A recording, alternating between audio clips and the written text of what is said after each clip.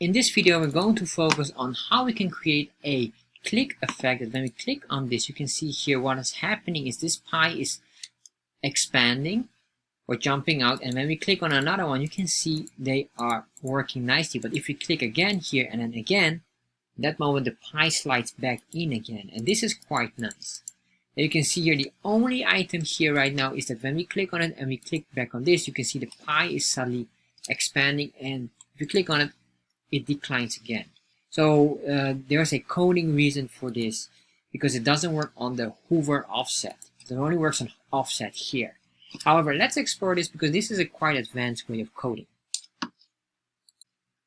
In this video, we're going to answer one of the viewers' questions, which is how to use the Onclick event to expand pie slices in Chartjs. And this is the advanced option that I'm going to cover. We're going to really code our own plugin to basically make it our own function, to be honest. And it's not a plugin, it's a function. So what we're going to do here, and this is based on the question here about how to make a pie chart slices stand out on hover. Of course, in this question here, the question came from Rishabh Jain. So a special thank you to Rishabh for asking the question, and this is what he asked. Well, I said, please make a video on Onclick event. So he's facing a problem, he's not able to increase the outer radius. I was able to do it in Chartjs version 2.8, but not in Chartjs version 3.6. So what he really is looking for is the following. The outer radius should decrease, or basically increase or decrease. If you click on it, it should increase, and if you double click on it or click again on it afterwards, it will decrease. Basically a toggle effect. So, and as well is that if any other element has been clicked on previously and which has increased, should decrease as well into the pie shape. So this one here will have a tiny, what I would say, flaw. So this is just a quick heads up, and I already discovered when you saw the video or the beginning, you probably saw the flaw. So that's the only thing. Am I able to solve it? Well, I'm still checking deeply in it, but it is quite tricky for now. But I do know that I will find it out eventually. However, I'm going to give you this workaround for now. So what we're going to do here first of all is we're going to go here to Getting Started, Chartjs 3, Getting Started, this specific link. For some reason I get this not secured error here, probably because I'm using, let's say, Crypt on Google Chrome, and for some reason that doesn't work well. Anyway, I'm going to copy this code here, and what I want to do with this code is eventually, well, and if you want to understand what this code does, this video explains the JavaScript of that code. We're going to paste this in here. Let's see, we'll make sure that this is at the very end. There you are. And then what I want to do here, cut out this, put it in here, delete the extra space, and then refresh. Alright, so now let's start to convert this quickly into a pie chart. So I'm going to put this here on 500 pixels, so it will not be too large. And then next, what I want to do here is the following. This should be pie. Scale, we don't need any scale. We're not going to work with scales here.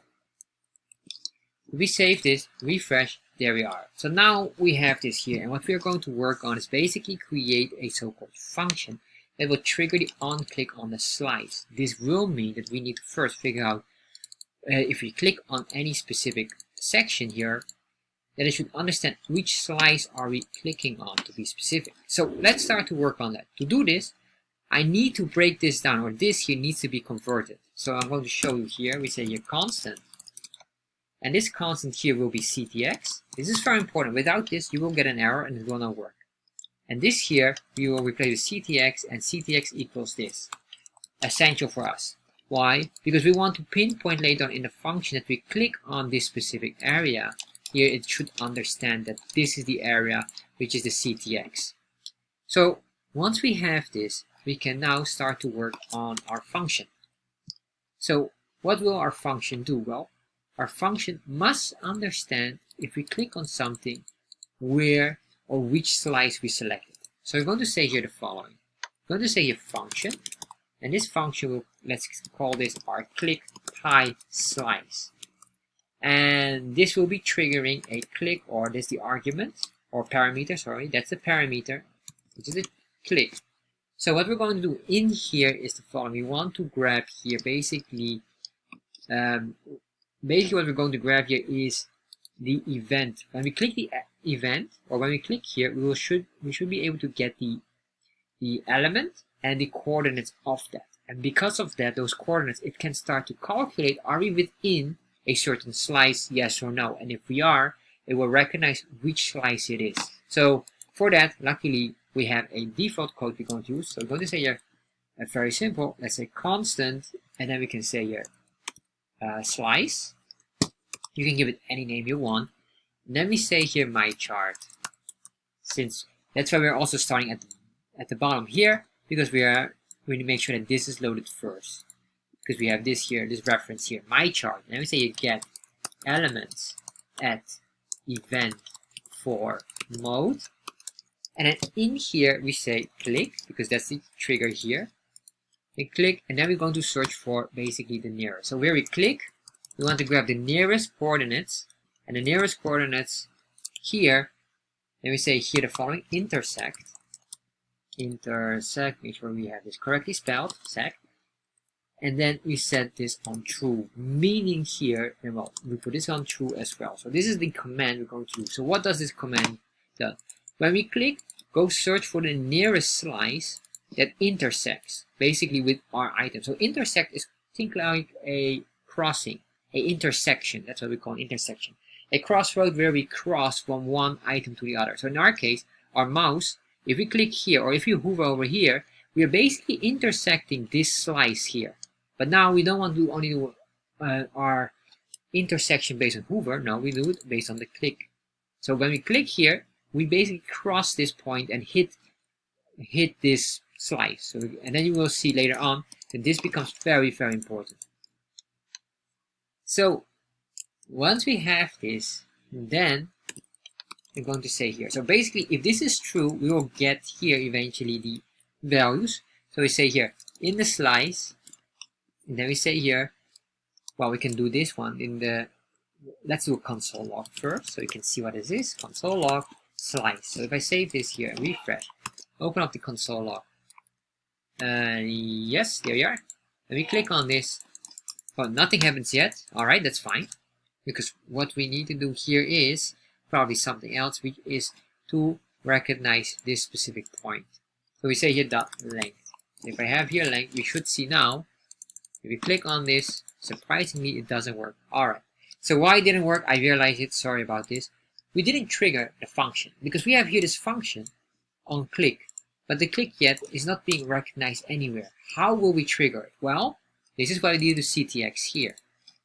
If we click anywhere on our canvas, at that moment we should have here the trigger of this specific function here. Oh, not like that. We say Onclick equals this function. So if we click on our canvas, at that moment trigger this specific function, and this function is the click, this function here above. So if I save this now, refresh, now you can see here it always recognizes 1. So it does recognize we are doing something. But if I click here, it recognizes 0. It understands that this here has no slices. Alright, so if we do this one now instead of the length, let's save this here. Then you can see here now we start to get a lot of information, and this information is key. If I click here, we don't get any information because there is no slice here, so we're not intersecting. That's basically what we're doing here. This is why intersect and then get the nearest one. So now we have this here. So we have this understanding. So what I want to do here eventually is this. We want to grab here the following. We say here the constant. And this will be the, well, let's say pi slice. And this pi slice will be, let's grab this one here, or our slice equals that. Alright. So what happens now is we always want to get one specific value. So if I do this here, maybe we can just do a console log eventually on this. Let's move this down. Refresh. So you can see here now, look what's happening. We just now, this pi slice, we get only one value here, which is correct because when we click on this, we only expect one specific slice. But look at it very carefully. We click on this, we grab the coordinates of it. You can see here the data index or the data set index, and of course the index value. So if I click on this black one here, this is in the array number 6 or index 6, which is correct. This is index 6, and then here data set 0, correct? Because we only have one data set here.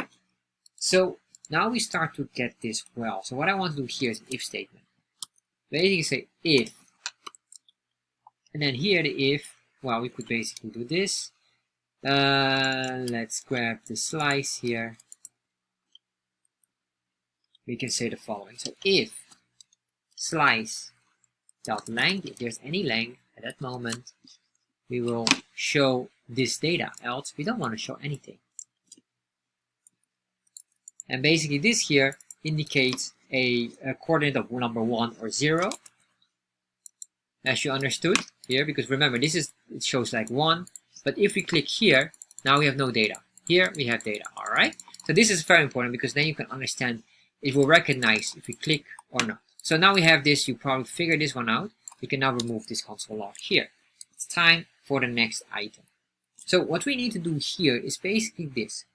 We need to first check this. So let's check this here. We have these here, we have all these elements here. You will see here a lot of information.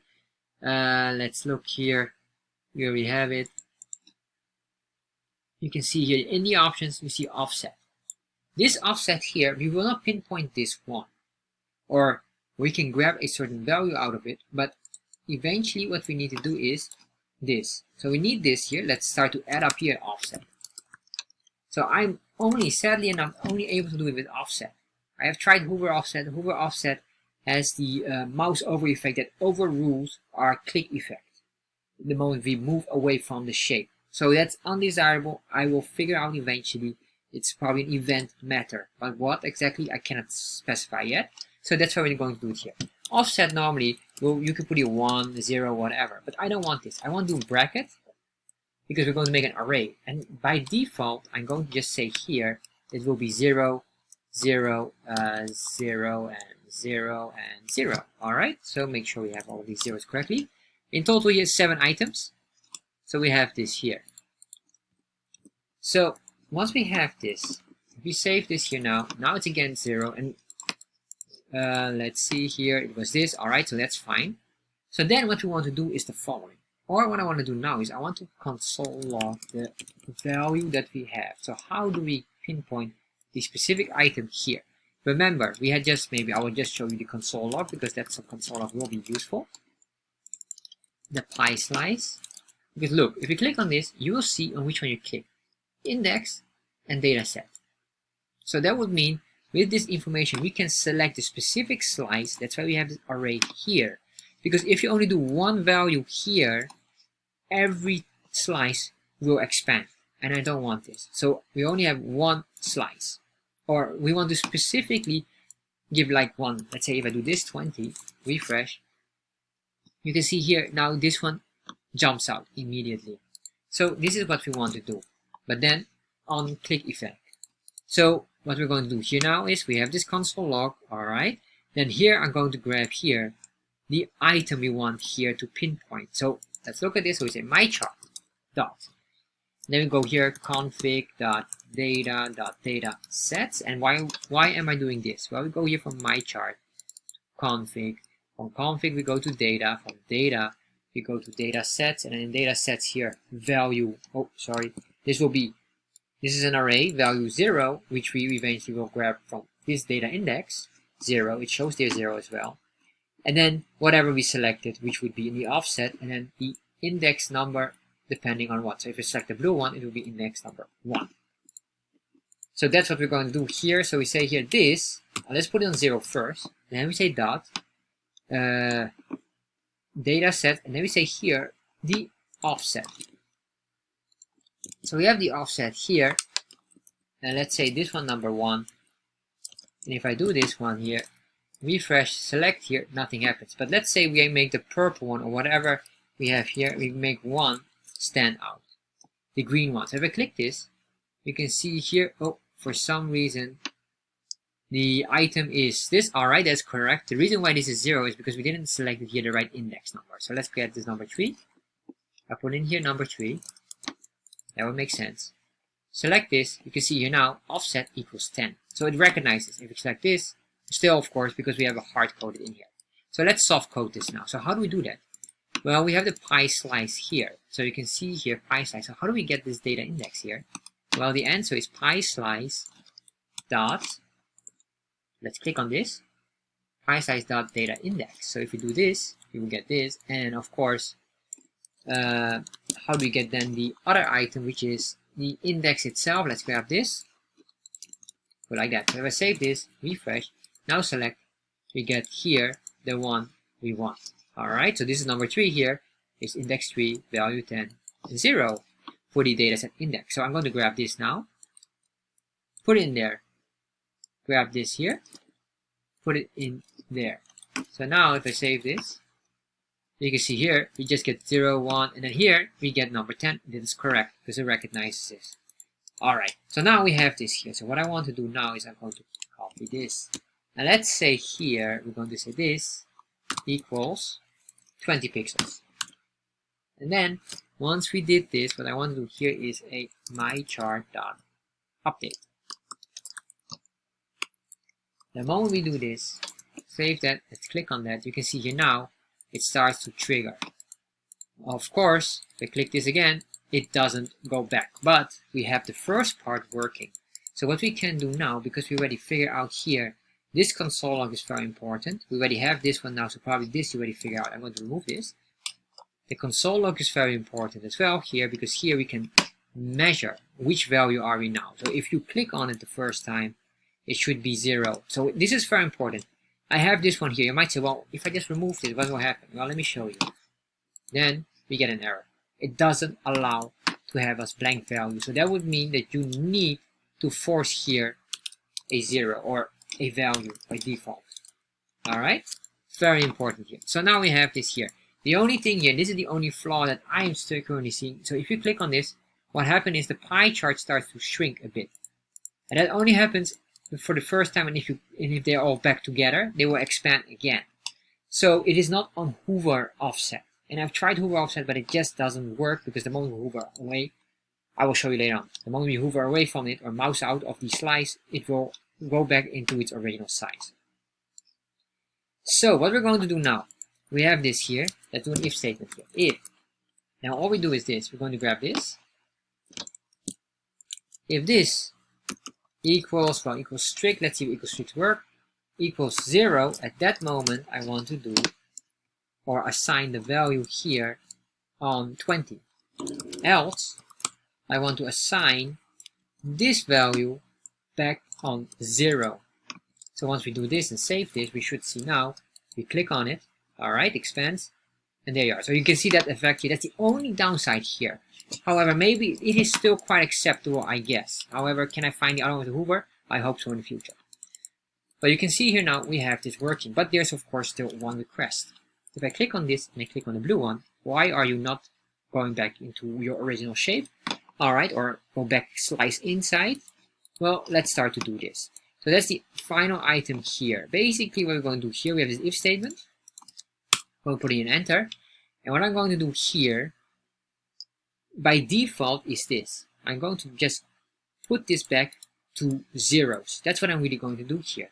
So what I'm going to say here, first of all, is I will just say your datasets mychart.offset. And this dataset should be, this should be of course dataset, whatever we selected here. And if you had another one, you could do both. Doesn't matter. And then we say here, offset equals what exactly? Zeros. All the zeros here. Put them all together. Save this. Refresh. And now, if I click on this, fair enough. If I click on that one, you can see here, black one slides in and the red one now expands. And this is basically the way how you can do it with the most advanced code here. You might say, well, what about if you do the hover effect here? We have this hover offset. We can change that as well here. Let's do here hover offset. Yeah, I really have tried to figure it out, but I just couldn't get it working. But who knows? Maybe later on I will eventually find something. So if I save this now and refresh. So here you can click on it, alright, but then I move away and there you are. So that is basically our biggest flaw here. This everything works except that if you hover out, you're gone. So that's why here hover offset is currently not the solution. Maybe in the near future I expect it. Alright, so this is basically how to do it. What can you do more? Well, you can do so much more other things that we can probably play around with it. So another interesting thing maybe that you might be interested is this one here. I always say data sets, or data structures are very, very powerful. And this video here, because in Chartjs 3.6, finally they allow, or they implemented the data structures for donut and pie chart in Chartjs, and it's also very, very useful. I highly recommend you to explore this specific video so you have even another advanced layer on top of your code.